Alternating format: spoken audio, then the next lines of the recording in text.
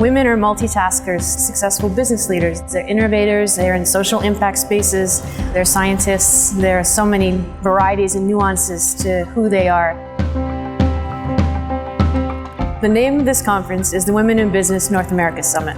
It started 2 years ago in Atlanta. We are here to be a part of a movement to uplift and empower women and to help them get a seat at the table. Our hope is that the connections that the companies make here as individuals, as people, as business leaders in the community will help them move their business interests further in the direction that they want to go.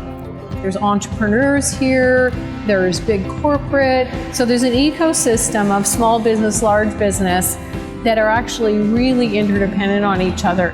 One can make a few short films or some independent films, but in the end, you have to have a business out of it, otherwise you can't keep doing it.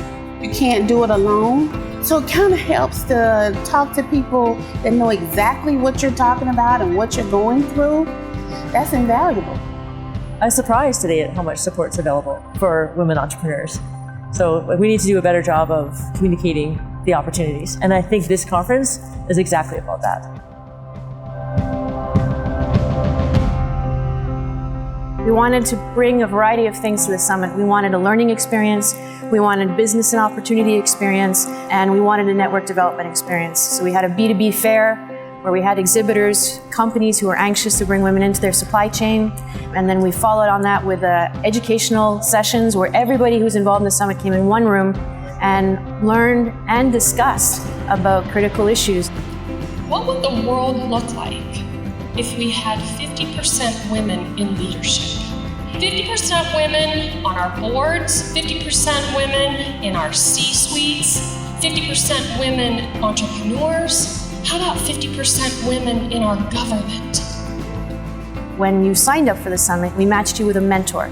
The mentee got to sit down with 2 or 3 mentors and have a dialogue. That's how people learn, that's really how women learn, is not being told, but by having conversations and building relationships like we have here. There needs to be more conversation about how women are treated and how they're viewed and why there are still differences in how some women don't get promoted when men do, and why do women not get the venture capital that men do. Less than 1% of decision makers at venture capital firms in the United States are female.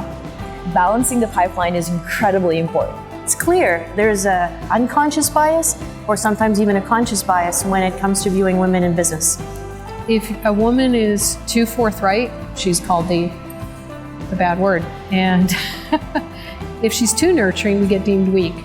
So women have a finer line with which end to walk when they step into leadership because they're just not allowed. Women can lead with grace and eloquence and still get things done.